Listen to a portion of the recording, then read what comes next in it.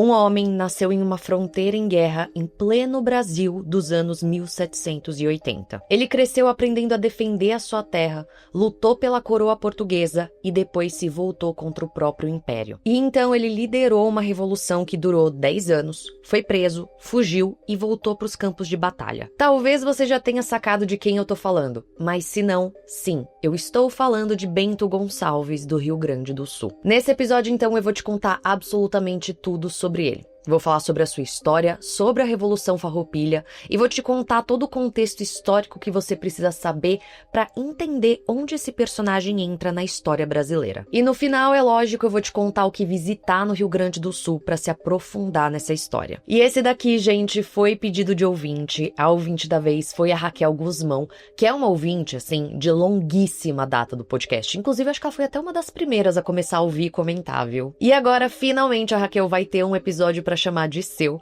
Então eu deixo aqui publicamente, né, meu agradecimento a Raquel por todo esse tempo aí de parceria. Deixo o meu beijo, a minha homenagem. Raquel, eu espero que você goste desse episódio e continue ouvindo e comentando todos os outros aqui do podcast, que você é uma comentadora, assim, árdua. Eu acompanho todos os comentários. E só antes de pular para esse episódio, eu queria deixar aquele recadinho de sempre. Se você curte o Passaporte pro Crime, por favor, considere apoiar a gente. Na descrição do episódio tem vários links de como você pode fazer isso e dependendo do plano de apoio que você escolher, você tem coisas em troca. Dentre elas, grupo no WhatsApp, episódios exclusivos e muitas outras coisas interessantes. Além disso, se você, assim como a Raquel, quiser me dar uma sugestão ou fazer um pedido específico de um episódio, me manda no e-mail que tá na descrição. É por lá que eu tô organizando tudo, tô fazendo a minha lista pra trazer todos os episódios de vocês.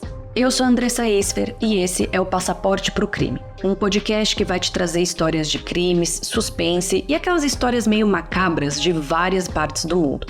Alguns desses lugares eu conheci, outros eu espero conhecer em breve.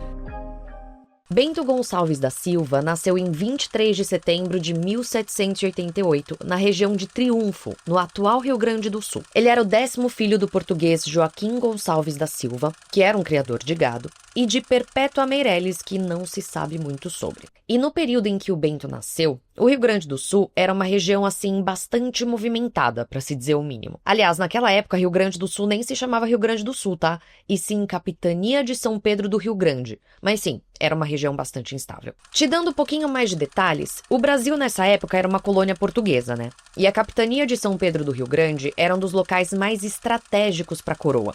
Isso por 3 motivos principais. O primeiro deles era porque essa região fazia fronteira com colônias espanholas, servindo meio como que uma barreira de segurança que evitava que os espanhóis acessassem o restante do território brasileiro. Já o segundo motivo tem bastante relação com o primeiro, e é que essa região ela ligava o sul do continente ao interior do Brasil. Então quem controlasse a Capitania de São Pedro do Rio Grande controlava passagem, circulação e abastecimento. E o terceiro motivo, que é o último, mas de longe não menos importante, é que essa região era fortíssima na produção pecuária. E essa produção, por sua vez, era extremamente importante para a economia da colônia. E então, exatamente por conta desses motivos, digamos que tinha uma galerinha ali de olho na região aqui que a gente está falando, e eu já vi que a palavra região vai se repetir muitas vezes, já se acostuma aí. Mais especificamente, os espanhóis estavam de olho ali. Como eu comentei antes, o Rio Grande do Sul, e aqui, gente, eu vou ficar chamando de Rio Grande do Sul para facilitar a nossa vida e dar menos nó na cabeça, tá? Mas lembrem que não se chamava Rio Grande do Sul nessa altura do campeonato. Enfim, o Rio Grande do Sul ficava exatamente na fronteira com colônias espanholas, mais especificamente a atual Argentina e Uruguai. E então os espanhóis, é claro, queriam tomar aquela região sim ou sim. Mas então sim, viver no Rio Grande do Sul significava viver em uma região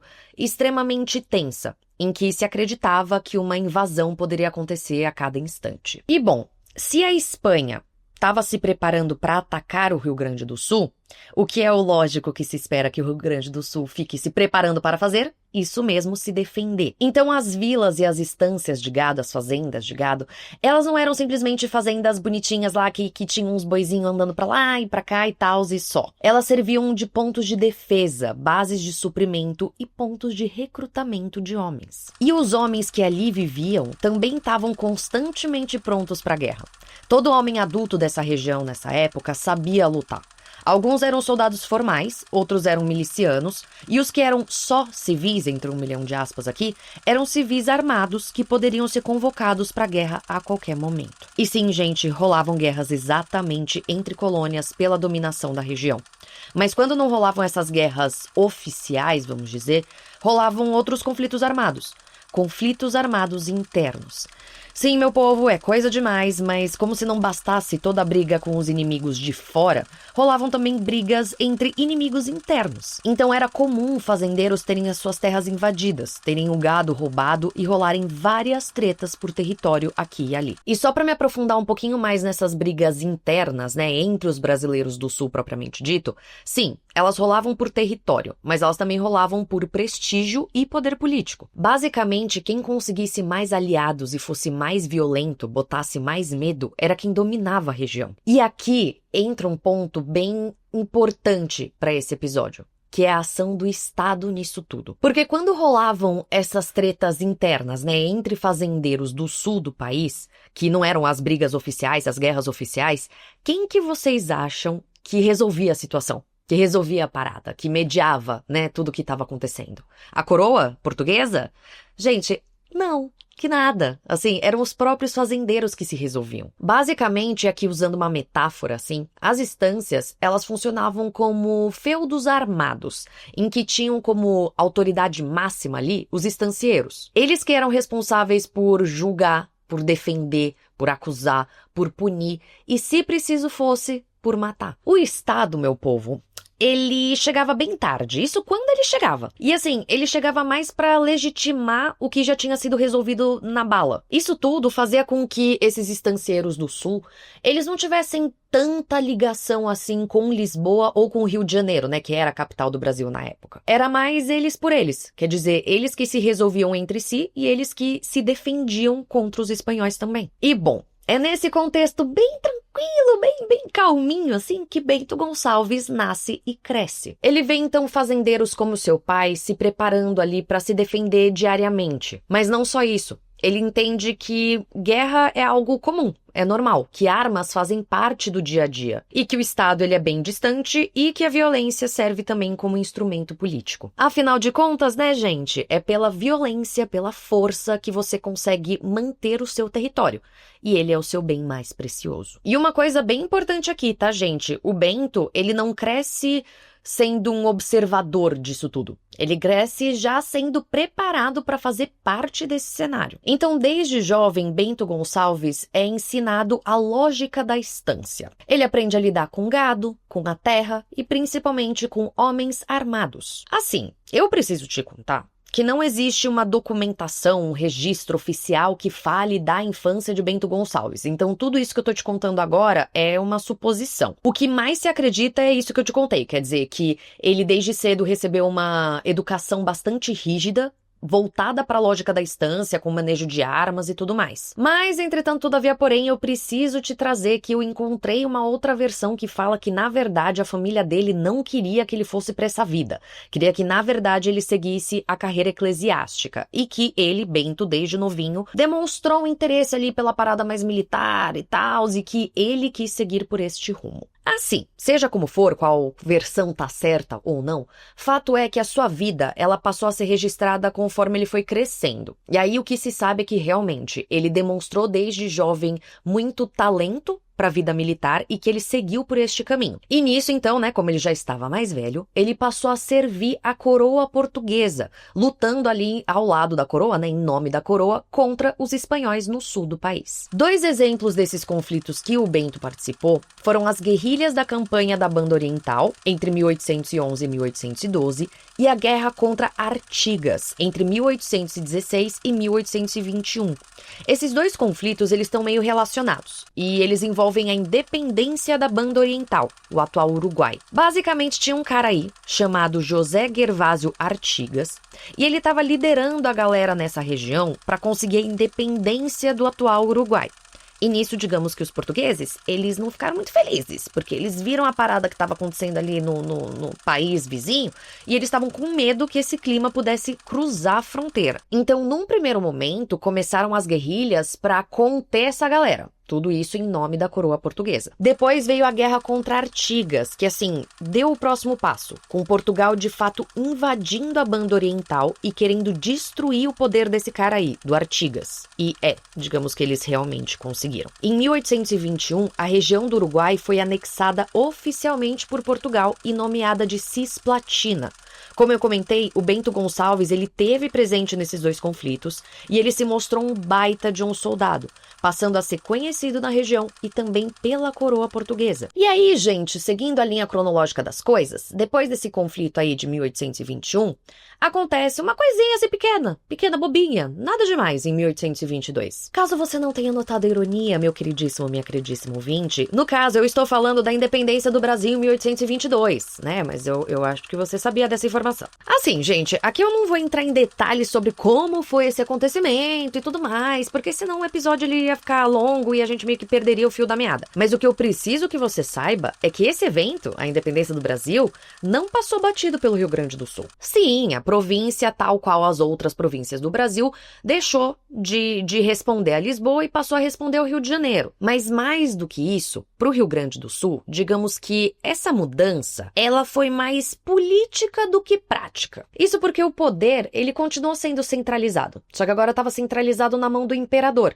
e o Rio Grande do Sul seguiu sendo tratado como uma região militar de fronteira. Mas, entretanto, todavia, porém, uma coisa muito importante que aconteceu com a independência do Brasil, que tem a ver com o Rio Grande do Sul, é com relação à Cisplatina, o atual Uruguai. No caso, a Cisplatina foi herdada pelo Brasil com a sua independência. E digamos que a população de lá não ficou nada feliz com essa situação. Foi quando então, em 1825, um grupo liderado por um homem chamado Juan Antônio Lavalleja e autodenominado os 33 Orientais, começou uma revolta armada na região. A ideia do grupo era romper com o Brasil e se unir às Províncias Unidas do Rio da Prata, que atualmente é a Argentina. Pois bem, começa então a chamada Guerra da Cisplatina, que foi assim, bem longa, cara e impopular no Brasil. Mas o Bento Gonçalves estava lá. Ele estava lá, firme e forte, lutando pela região. E não só isso, ele estava lá comandando tropas e ganhando cada vez mais prestígio militar. Inclusive, ele se destacou tanto, mas tanto, que o Dom Pedro I decidiu promover e condecorar nosso personagem principal, dando a ele o posto de coronel durante a guerra. E assim, gente, resumindo essa guerra num tweet, digamos que a parada não foi nada bonita pro Brasil. O Brasil até conseguiu umas vitórias aqui e ali,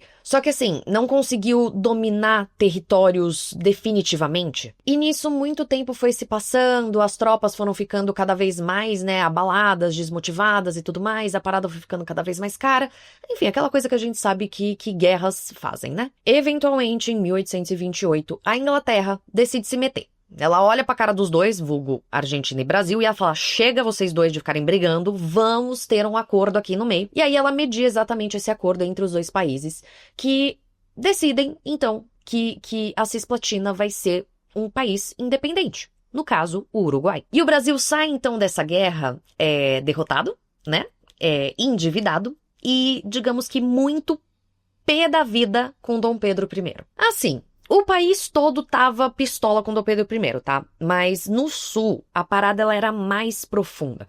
Porque, afinal de contas, era o Rio Grande do Sul que fornecia homens, que fornecia recursos e que tava lá, assim, literalmente dando a cara a tapa nos confrontos armados com a coroa espanhola. Eu falei certo? Meu Deus do céu. Enfim, mas que tava lá realmente, assim, dando a cara a tapa e apanhando. E, no caso, era o Sul que não recebia muito em troca. E aí, então, que as coisas começam a mudar de figura. E o nosso personagem principal estava lá bem no meio disso tudo. Depois de 1828, então, digamos que a região ali do Rio Grande do Sul começou a se incomodar com algumas coisas específicas com relação ao Império. Vocês lembram que eu comentei que um dos motivos pelo qual essa região do sul do Brasil era muito importante para Portugal era por conta do gado? Que o gado, ele movimentava, assim, ele era muito importante para a economia. Pois bem, um dos produtos, que vinha desse gado, que era muito importante para a economia e tudo mais, era o charque, que é a carne salgada. O Rio Grande do Sul, então, era, assim, um enormíssimo produtor de charque. E tava tudo lindo, tava tudo certo. Se a partir de 1828 o Brasil não diminuísse a taxação do charque vindo da Argentina e do Uruguai e aumentasse as taxas em cima do charque brasileiro. Você não precisa ser um expert em economia para entender isso que eu acabei de dizer, tá? Assim, basicamente charque gringo ficou mais barato, o charque nacional ficou mais caro. Resultado, as pessoas começaram a comprar tudo charque internacional. Charque gringo. E óbvio, os produtores de charque do Rio Grande do Sul se viram extremamente afetados, porque eles não estavam mais vendendo o seu charquezinho.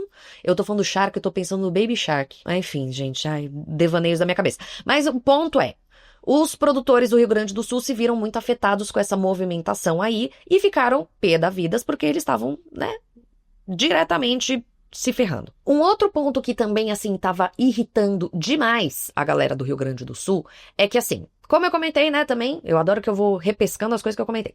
Enfim, o poder, ele era bastante centralizado. E agora ele estava bem centralizado no Rio de Janeiro, não é mesmo? Beleza. E isso fazia com que o Império, ele mal olhasse para o sul do país. Um exemplo disso era a escolha dos presidentes locais, que seriam os nossos governadores de hoje em dia. Quem escolhia quem eram esses governadores, os presidentes locais, era o imperador. Imperador esse que, tava muito longe do sul, mal conhecia, sabia das necessidades da galera do sul, então, colocava umas pessoas meio nada a ver com a paçoca ali pra governar. Isso fez com que os gaúchos, eles começassem a se revoltar mesmo, porque eles pensavam do tipo, cara, a gente que se ferra, a gente que dá a cara pelo império, a gente que, se esforça pra caramba e a gente não manda em absolutamente nada. E nisso, então, começaram a surgir aqueles murmurinhos, sobre essa situação toda. A galera já começava a comentar aqui e ali sobre como eles estavam descontentes com o império e tudo mais, tipo, nossa, que absurdo o que estão fazendo e por aí vai. E o Bento Gonçalves, assim como outros líderes, outras figuras importantes e conhecidas na região,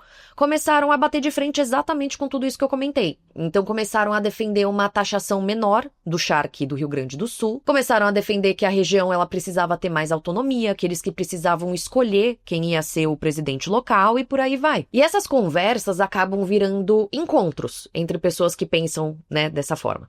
E esses encontros, eles vão ficando cada vez mais frequentes, eles vão se estruturando, até que então se cria um grupo político. O Partido Farroupilha. Esse partido ele era formado, principalmente por estancieiros, por militares e por produtores locais. E sim, o Bento Gonçalves era uma figura central nesse grupo. Sim, gente, o Bento Gonçalves tinha lutado em nome da coroa portuguesa, mas não por lealdade à coroa, e sim porque ele queria defender a sua região. E o povo do sul, de fato, enxergava isso nele. Então, de novo, ele era uma figura extremamente conhecida por ali e extremamente admirada. E bom, entre 1832 e 1834 é quando esse partido ele nasce e ele vai crescendo e tal, vai se estruturando até que em 1834 é quando as coisas ficam mais sérias. Isso porque a Assembleia Provincial, que era tipo o parlamento local, elegeu uma série de representantes que eram mais ligados às ideias farroupilhas. E esses representantes, por sua vez, começaram a bater de frente com o presidente provincial, e agora eu tô na dúvida se eu fiquei chamando ele assim,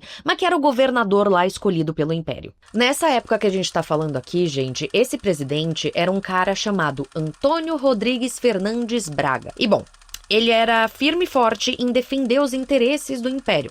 Ele dava zero abertura para as propostas farroupilhas, o que só ia irritando cada vez mais o grupo. Até que então, em 1835, as coisas escalam para outro nível. No dia 18 de setembro desse ano, líderes farroupilhos eles se reúnem e eles decidem que eles precisam tomar alguma atitude mais drástica para botar um fim naquilo tudo. Eles decidem então algo bem simples, bem tranquilinho, facinho. Eles vão tomar Porto Alegre e eles vão destituir o presidente aí da província, o presidente local. Isso tudo planejado em 2 dias, quer dizer, eles se encontraram no dia 18 e a ideia era tomar Porto Alegre e fazer tudo isso no dia 20 de setembro. Então em 2 dias a gente organiza tudo, vai lá, toma tudo, derruba tudo e fé em Deus e nas crianças. E aí, gente, tudo acordado, tudo lindo, é hora de o quê? Reunir os homens, reunir, o povo tudo, o povo que tá ao lado deles, no caso, e marchar até Porto Alegre. Bora pra Porto Alegre pra fazer esse negócio acontecer. E foi exatamente isso que eles fizeram. Quer dizer, diferentes líderes de diferentes regiões ali da província saíram com os seus homens marchando em direção a Porto Alegre. 2 deles, o Gomes Cardim e o Coronel Onofre Pires, que estavam liderando ali por volta de 20 homens, saíram ali da região de Viamão e seguiram o caminho até Porto Alegre. Eles precisaram só parar, fazer uma pausinha, na noite do dia 19 de setembro, perto do bairro de Azenha, pra dar uma descansada, né, gente? Recuperar as energias tudo. A questão, gente, é que enquanto tava rolando toda essa movimentação movimentação, os caras lá reunindo os homens pra marchar até Porto Alegre, aquelas coisas todas. O presidente provincial, o presidente local, ele ficou sabendo que aquilo ia acontecer. Ai, que lindo. Ele ficou sabendo que Porto Alegre poderia ser tomada. E aí ele fez o quê? Ficou sentado chupando o dedo? Não. Ele virou e falou, putz, pra não falar outra palavra, vamos se defender. Bora reunir uma galera aqui também pra gente bater de frente e se defender. Nisso, ele mandou os seus homens montarem uma guarda, assim, em pontos estratégicos de Porto Alegre, exatamente pra pegar os revolucionários aí de surpresa e conseguir, né, pelo menos lutar um pouquinho. Só que a questão, gente, é que assim, quantos homens o presidente provincial tinha? Assim, uns 70? Enquanto os outros, só um grupinho ali tinha 200? Então, assim, digamos que ele tava em menor número, ele sabia que ele tava lascado, e aí nisso ele apelou pra população. Ele falou, puta, reúne aí pros seus... Ele falou pro seu grupo, né? Reúnam outros caras que sejam voluntários, assim, cidadãos mesmo, que queiram lutar do nosso lado pra honrar a nossa causa. E foi exatamente isso que aconteceu. O grupo aí do presidente provincial conseguiu reunir um número mais considerável de homens. Só que eram homens voluntários, homens que não tinham preparo pra batalha, né? Que não tinham esse conhecimento de guerra, guerrilha e tudo mais. Então digamos que a situação não tava nada bonita pro Antônio Rodrigues Fernandes Braga. Eu só falei o nome dele agora porque eu tô tentando lembrar o nome dele, mas que era o presidente da província. E bom, voltando então pra linha cronológica das coisas, na noite do dia 19 de setembro, o Braga, o presidente, ele mandou 2 dos seus homens liderarem ali um grupo de outros 20, mais ou menos, pra ir fazer um reconhecimento do terreno. Meio que tipo, fuxicar pra ver quantos eram os revolucionários que estavam chegando até Porto Alegre, o que estava acontecendo e tudo mais. E esse grupo, ele foi diretamente pro bairro da Azenha, onde estavam quem? Exatamente, o grupo que eu comentei antes, do Gomes Jardim e do Coronel Onofre Pires, que eles estavam lá descansando. A questão, gente, é que os revolucionários, eles tinham deixado vigias perto da ponte da Azenha. Então, quando o grupo do presidente chegou lá e se deparou com os revolucionários logo na ponte, eles se assustaram, atiraram e fugiram em seguida. Sim, vamos lembrar que todos eles, ou quase todos eles, eram voluntários. Então, realmente, eles não tinham preparo para essa situação. Só que aí, o que aconteceu em seguida?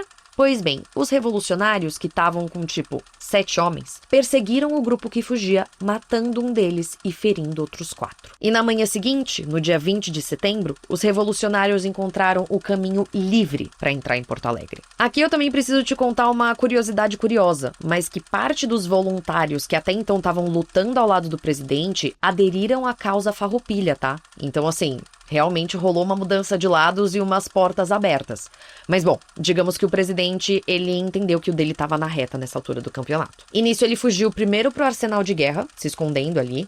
Depois ele foi pra escuna rio-grandense e depois ele fugiu mesmo, deixando Porto Alegre e indo pra cidade de Rio Grande. E pronto, né? Vocês devem estar achando, quer dizer, já tomaram Porto Alegre, então final feliz, sobre créditos, blá blá. Até me embananei. Sobe créditos e fim de episódio. Mas não, gente, a história não terminou ainda. Na verdade, já te dando um grande spoiler aqui, a Revolução Farroupilha, ela durou 10 anos, tá? E assim, a gente acabou de começar. Então ainda tem bastante chão de coisas aí, de acontecimentos pra te contar. Mas tá, vamos um passinho de cada vez. Primeiro, então, que sim, tomaram Porto Alegre. E o nosso personagem principal, gente, ele era o líder ali daquilo tudo. Ele era o principal rosto da revolta, né? Tanto politicamente quanto militarmente. E eu preciso que vocês tenham isso em mente ao longo de todo esse episódio. Quer dizer, o Bento Gonçalves, ele era a liderança principal aí desse movimento. Segundo que assim, gente, o que essa revolta queria nesse primeiro momento era só mais autonomia da província,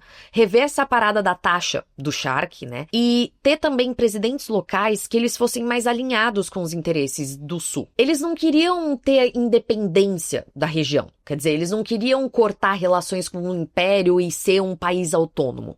Eles só queriam realmente ter as suas necessidades ouvidas. Só que a tomada da capital da província, né, de Porto Alegre, não fez com que o império parasse para ouvir as reivindicações, e sim pegasse em arminhas e fosse pra cima dos revolucionários. Foi só então uma questão de tempo até tropas imperiais começarem a cercar Porto Alegre e pressionar os chamados rebeldes a ceder. E os rebeldes, por sua vez, não conseguiram segurar as pontas por muito tempo. Eventualmente, gente, os farroupilhas, eles acabaram perdendo o controle de Porto Alegre, e essa guerra, né, essa treta com o império, ela acabou indo pro interior da província. Começaram então a rolar batalhas menores, com ataques a vilas estratégicas, assim, que iam alternando o poder. Então, ora quem comandava determinada região era o Império, ora eram os Farroupilhas e por aí vai. E nisso Bento Gonçalves ele estava lá, firme e forte, comandando tropas no interior e articulando militarmente e politicamente o movimento. Até que então, a gente chega em outubro de 1835, quando Bento Gonçalves é preso. Ele é capturado pelas forças imperiais e, num primeiro momento, ele é enviado para o Rio de Janeiro, mas depois ele é transferido para a Bahia, especificamente para Salvador, onde ele é preso no Forte do Mar. Ele foi acusado de rebelião e sedição contra o Império, e nisso foi enviado para a Bahia exatamente porque queriam isolar ele da base Farroupilha. Salvador, no caso, gente, era distante, segura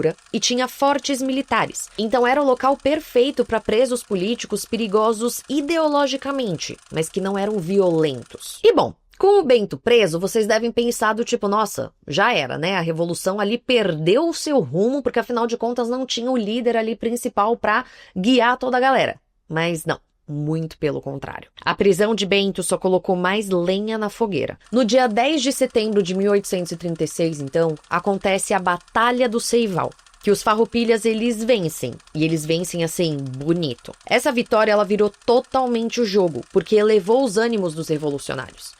Eles que estavam vindo de uma série de derrotas com seu líder preso e tudo mais, viram nessa vitória a força que eles precisavam para seguir lutando. E então, no dia seguinte, eles deram um passo sem volta. No dia 11 de setembro, eles proclamaram a República Rio-Grandense, também chamada de República de Piratini. Então a revolta que antes queria trabalhar junto do Império, assim, mas só queria ter as suas necessidades ouvidas, né, e atendidas, digamos que agora mudou completamente de cara. Agora a gente estava falando de um movimento republicano e separatista, que inclusive passou a contar com um outro nome bem importante nessa altura do campeonato, um tal de Garibaldi, mas, gente, isso daqui é tema para outro episódio. E o Bento Gonçalves disso tudo, você deve estar se perguntando. Pois bem, ele ainda estava preso. Tava lá preso, quietinho, na dele, lá dentro do forte, trancafiado, mas ele foi eleito presidente da República Rio-Grandense. Então, assim, mesmo longe, ele foi eleito presidente e ele era, né, como sempre, o líder máximo ali daquele movimento. E, gente, deixa eu só te dar um pequeno contexto da situação do Bento dentro da prisão, porque isso vai ser importante pro desenrolar aqui dos fatos. Como eu comentei, o Bento ele estava preso na Bahia, no Forte do Mar,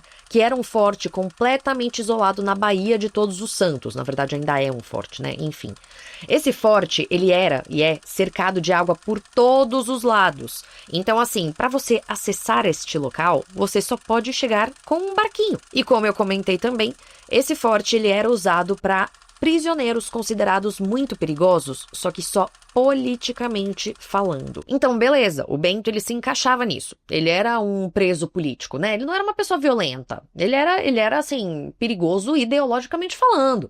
Só que aí o que eles não pensaram, a galera que prendeu ele, né, o Império, é que assim, como uma pessoa perigosa ideologicamente falando, ele era extremamente articulado. E nessas articulações, digamos que ele conseguiu traçar um plano para fugir da prisão. Mesmo preso, gente, o Bento, ele continuava tendo contato com os seus aliados, ele recebia visitas, exatamente por isso que eu comentei de que ele não era um preso comum, né? Ele era um preso político. Então, sim, ele ficou sabendo que ele era o novo presidente da República Rio-Grandense e digamos que ele estava, assim, sedento para sair daquela prisão e voltar para o sul. Foi quando, então, em 1837, começaram a armar um plano para, de fato, tirar Bento Gonçalves da prisão. Simpatizantes da causa Farroupilha na Bahia, porque sim, gente, né, fofoca corre rápido. Então, tinha simpatizantes da causa Farroupilha na Bahia também. Mas também militares liberais e civis ligados ali ao comércio marítimo começaram a trabalhar juntos, né, para ver se eles conseguiam, de alguma forma, tirar o Bento da prisão. Eles começaram, então, a observar como que era a rotina do forte. E, spoiler, era todo dia exatamente a mesma coisa.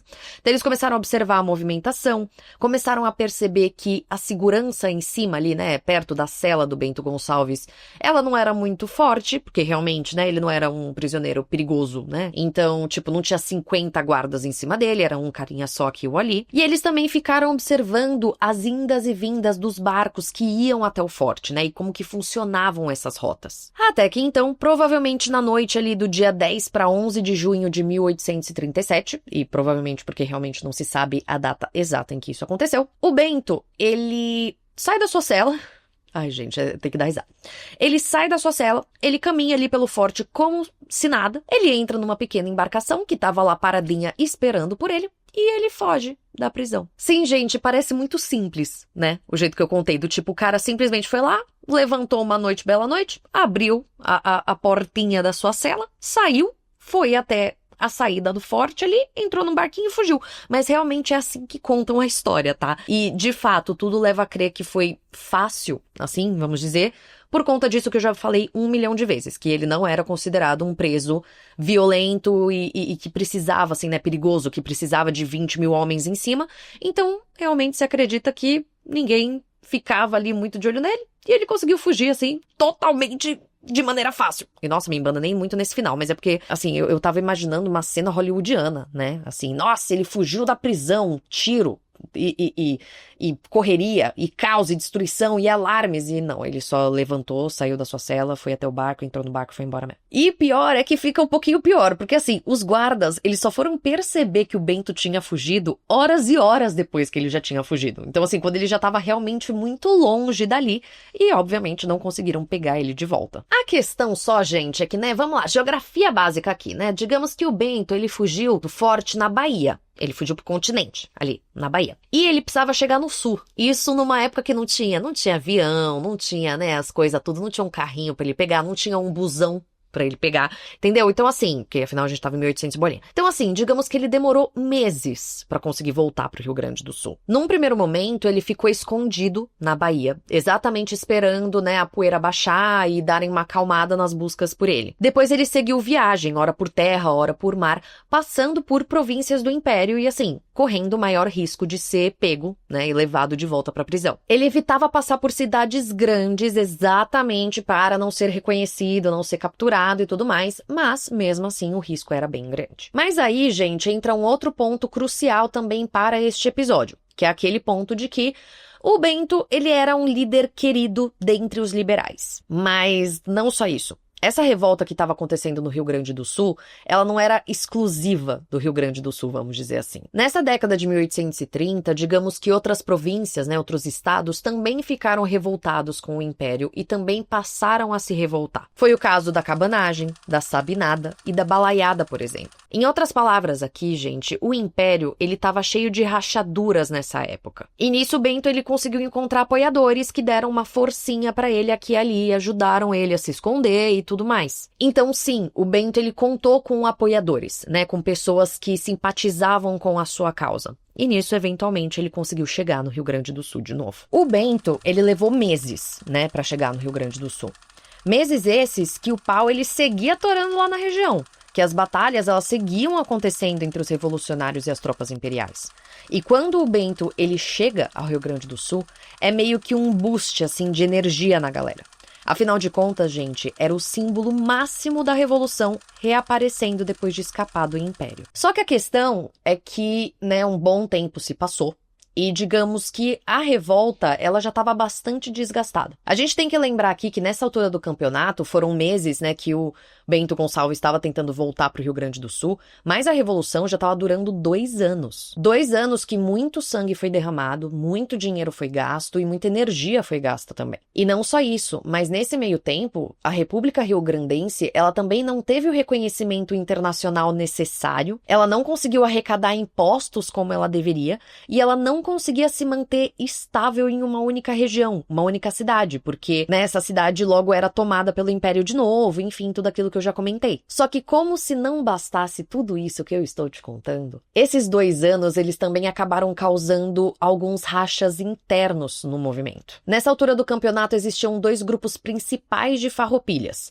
Aqueles que defendiam que a luta deveria continuar independente do que, né, já tinha acontecido, né, do dinheiro gasto, do sangue derramado e tudo mais, e os que achavam que já estava de bom tamanho, eles já tinham ido longe demais e era melhor pisar ali no freio. E o Bento Gonçalves, ele chega no meio daquilo tudo, né, sendo exaltado e tal, o Hulk felicidade, mas entendendo que ele precisa logo segurar as pontas e mediar todo aquele caos. Ele passa então a tentar organizar melhor esse novo governo, a apaziguar também esses conflitos internos e manter ali a República funcionando no meio de todos esses conflitos e no meio de todo esse caos. E nisso mais um tempo se passa, até que a gente chega em 1840. Agora, com 5 anos de guerra, ela assume uma nova etapa, a de resistência. Não era mais sobre conquistar grandes cidades e expandir o território, e sim sobre resistir e não perder o que já se tinha. E nisso, o Império seguia firme e forte, tentando reconquistar o território perdido. Mas eles também vão por outro caminho.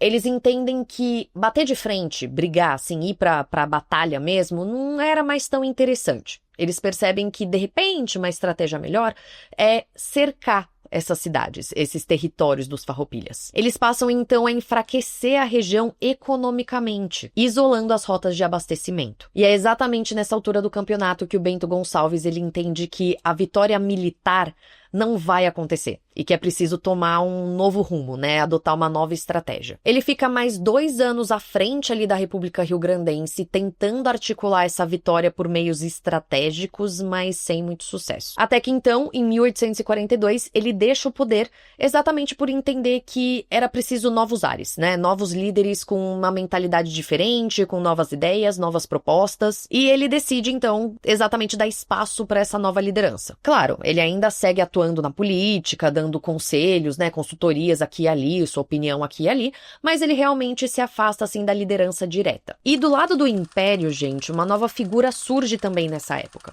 Luiz Alves de Lima e Silva, o futuro Duque de Caxias. O Duque de Caxias, ele entende, né, que realmente essa guerra não ia ser vencida na força e passa então a negociar com líderes farroupilhos. Ele oferece anistia, promete incorporar oficiais revolucionários no exército imperial e reduz o clima hostil entre os dois grupos. O Bento, ele participa dessas conversas e dessas negociações. E ele entende que realmente essa negociação era a melhor saída, era a melhor opção. Porque senão mais sangue ia ser derramado e essa guerra ia se estender cada vez mais. É quando então, em 1º de março de 1845, é assinado o Tratado de Poncho Verde, em que a Revolução Farroupilha chega ao fim. Conforme prometido por Duque de Caxias, rola anistia geral aos revolucionários, os oficiais são sim incorporados ao exército, rola um perdão de dívidas também, mas acaba ali a República Rio-Grandense. E com isso, Bento Gonçalves, ele se afasta de vez da vida política. Ele não é preso, ele não é exilado, ele se muda para sua propriedade rural, para o seu rancho, para os ouvintes aqui do Gostosas Também Choram.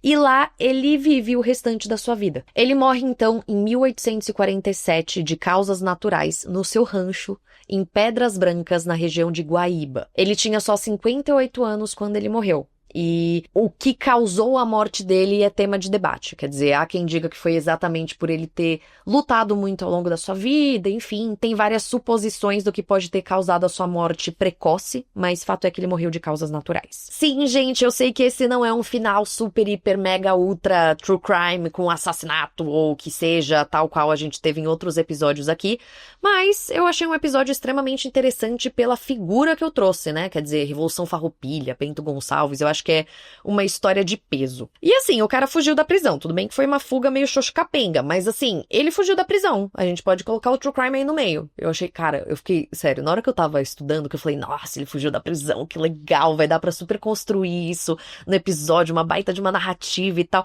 Aí eu vi do tipo, ele saiu da sua cela, entrou no barco e foi embora. Eu falei, nossa. Mas enfim, espero que vocês tenham gostado igualmente. E com isso, meus amores, eu encerro a história do episódio de hoje. História que, como eu comentei, é mais levinha mesmo, mas eu espero de coração que vocês tenham gostado. Me contem nos comentários o que vocês acharam. E história essa, gente, que eu achei muito legal, porque, claro, eu estudei, né, Revolução Farroupilha na escola, Bento Gonçalves na escola e tal, mas eu não lembrava absolutamente nada. Então foi muito bacana poder relembrar tudo isso, né? E tem vários outros movimentos bacanas pra se relembrar dessa época, tal, enfim.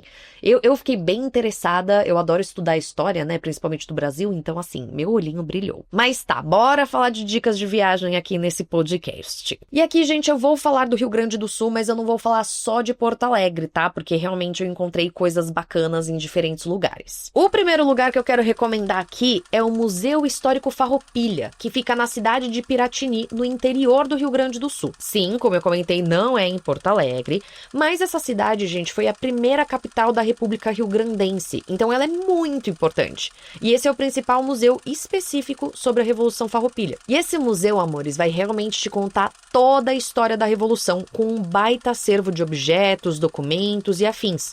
E claro, né, vai ter coisas falando do Bento Gonçalves, porque é impossível falar de Farroupilha e não falar dele. Eu achei muito legal a proposta e assim, eu super iria nesse museu. Então, óbvio que eu decidi trazer aqui pra vocês. E sobre coisas práticas, meus amores, a entrada desse museu é gratuita. De novo, Gui colocou. Sério, amo museu com entrada gratuita. Enfim, a entrada é gratuita, o que eu achei maravilhoso. E pelo que eu estava vendo, existe a possibilidade de fazer uma visita guiada por este museu. A única coisa é que eu não encontrei informação se essa visita guiada é paga ou não. Isso foi uma coisa que me deixou assim um pouquinho confusa, que eu não consegui entender direito. Mas uma das informações que eu vi é que essa visita guiada dura mais ou menos 45 minutos. Enfim, é aquela coisa que eu sempre falo, né? Te interessou? Liga lá, tal, entra em contato, pega mais detalhes, enfim. Aqui eu só te dou uma pincelada, assim, mais por cima. Já a minha segunda dica, minha próxima dica, fica em Porto Alegre. Sim, vai ficar em Porto Alegre. E é o Museu Júlio de Castilhos, que, se eu não me engano, eu já trouxe aqui nesse podcast. Pois bem, gente, esse museu é um dos museus mais importantes do Rio Grande do Sul. Ele não vai te falar especificamente sobre o Bento Gonçalves ou sobre a Revolução Farroupilha, mas vai te dar um panorama geral da história do Rio Grande do Sul. Então, eu acho que é impossível não falar da Revolução no meio disso. E eu achei bacana trazer ele aqui porque eu acho que ele vai te ajudar a entender a parada, assim, de uma forma mais ampla. Quer dizer, como que era a vida no Rio Grande do Sul antes da Revolução, depois da Revolução, entendeu? Tipo, vai dar uma construção mais macro mesmo da coisa. Então, sim, eu achei que é um pratíssimo cheio visitar esse museu. E aí, sobre coisas práticas, meus amores, eu estava pesquisando a entrada, essas coisas assim, e eu vi que o museu, né, tá fechado temporariamente para reformas. Então, quando você for pro Rio Grande do Sul, veja com amor e carinho se o museu já foi reaberto, porque assim, eu não encontrei uma previsão de quando as obras vão ficar prontas. Eu tô gravando esse episódio no começo, né, em janeiro de 2026, e assim, até então não tinha uma previsão, eu não encontrei essa informação. Mas pelo que eu vi, gente, a entrada nesse museu também era gratuita. Não sei como vai ficar depois da reforma, mas não acho que eles vão mudar se a entrada era gratuita ou não. Mas eu trago todas essas informações porque é aquilo. Procura depois, com calma, pra garantir que você não vai chegar lá e vai ter que pagar coisa que não era pra pagar, aquele tipo de coisa. Então, antes da reforma, a entrada era gratuita, depois, não sei, cheque. Mas, de fato, gente, pesquisando mais sobre, eu achei que esse museu seria super interessante. Eu vi uma galera falando que lá tem coisas também da Revolução Farroupilha.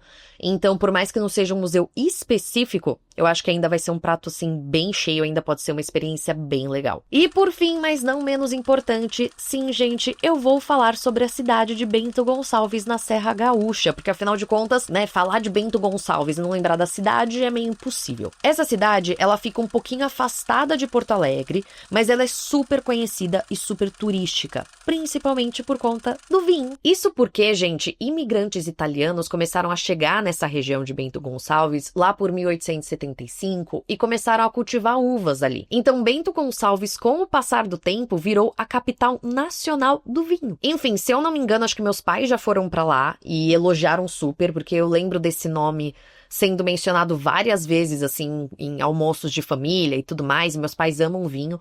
Então, se eu não me engano, eles já foram pra lá e eles amaram. Eu precisava confirmar essa informação antes de gravar o episódio, né? Ó, que louca. Pensei nisso agora, eu tava com eles ontem. Podia ter confirmado, mas não confirmei, mas tudo bem, acontece. Mas deixa aqui nos comentários se vocês curtem vinho. Isso é uma parada interessante, ou se vocês são mais, sei lá, da cerveja ou de coisas não alcoólicas. Vocês preferem café? Vocês preferem chá? Eu não sei se vocês sabem, mas eu não tomo café. Fica aí uma curiosidade bem curiosa sobre mim. Eu só tomo chá. Assim, o meu depósito de cafeína do dia, não é depósito a palavra que eu queria, o meu A minha fonte de cafeína do dia vem do chá, não vem do café não, porque eu não tomo café. Mas enfim, deixa nos comentários aí se vocês curtem uns vinhos ou o que vocês curtem tomar, entendeu? Vai que eu consigo um patrocínio aí de uma marca de vinho ou de uma marca de chazinho, uma marca de cafezinho. Então deixa aí essas informações pra mim. Mas tá, gente, deixa eu terminar esse episódio que eu tenho um monte de coisa pra fazer ainda no dia de hoje. Pelo amor de Deus, meu janeiro tá caótico. Ai, já dei spoiler que eu tô gravando esse episódio em janeiro, mas tá tudo bem. Enfim, mas só pra tirar a curiosidade de vocês que, né, de coisas que eu também fiquei curiosa. Não, Bento Gonçalves nunca morou na cidade que hoje chama Bento Gonçalves, tá? Ela foi nomeada em homenagem a ele mesmo, tipo, é o Bento Gonçalves mesmo que quiseram homenagear nessa cidade, mas ele não morou lá e nem teve nenhuma batalha importante da Revolução, nem nada do gênero. Só realmente quiseram homenagear ele. E aí, coincidentemente, é a cidade que tem um monte de vinho. E é isso. E com isso, meus amores, eu encerro o episódio de hoje. Mais uma vez, um episódio que é um pouquinho mais leve no quesito crime, mas muito forte no quesito história. Espero que vocês tenham gostado, porque eu adorei também, assim, poder trazer mais dessa história pra vocês. Episódio esse que foi pedido de ouvinte, pedido da Raquel. Deixo aqui de novo meu beijo, meu agradecimento, a minha homenagem à Raquel. Espero que você tenha gostado desse episódio. E aí ficam aqueles recadinhos de sempre. Se você curte o Passaporte pro Crime, por favor, considere apoiar a gente. Na descrição do episódio tem vários links de como você pode fazer isso. E tem várias formas, né, de você apoiar, né? Eu falei certo essa frase? Eu falei ela há tanto tempo e agora eu já não lembro mais. Na descrição do episódio tem vários links pra como você pode... Eu não sei como eu falei, mas tem vários links ali da Aurelo, Apoia-se, Patreon. Você pode clicar, você pode acessar, e aí tem vários planos de apoio diferentes. E aí você vê qual plano faz mais sentido pra você. Eu recomendo muito o Detetive Viajante pra você entrar no grupo do WhatsApp, que, gente, eu amo esse grupo do WhatsApp, a gente se diverte bastante. E que mais? E fora isso, não esquece de curtir esse podcast, de seguir no Spotify, se inscrever no canal no YouTube, avaliar com 5 estrelinhas, isso me ajuda muito também, e encaminhar esse podcast pra Deus e mundo, entendeu? Esse podcast, esse episódio encaminha pra todo mundo, pra sua mãe, pra sua avó, pra sua tia, pro seu papagaio, pro seu amigo, pra sua amiga, pro seu namorado, pra sua namorada, pro seu noivo, pra sua noiva, sei lá, encaminha pra Deus e mundo, manda em todos os grupos. Tá bom? Porque isso vai me ajudar muito e eu vou ser muito grata a você. E aí, assim, quem sabe chega mais gente pra esse podcast. Gente maluca, que nem eu, adoro. Ai, já não sei mais o que eu tô falando. Vamos de emoji, porque a galera tá gostando dos emojis.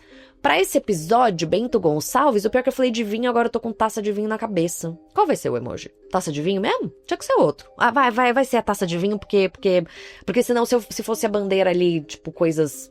não. Vai ser taça de vinho. Meus divertidamente estão pensando mais rápido do que a minha boca tá conseguindo falar. Taça de vinho. Deixa um emoji aí de taça de vinho pra eu saber que você chegou até aqui, que você faz parte dos mais que ficam até o final. E é isso, meu povo. Um beijo e até semana que vem, que eu vou te levar pra alguma outra parte do mundo.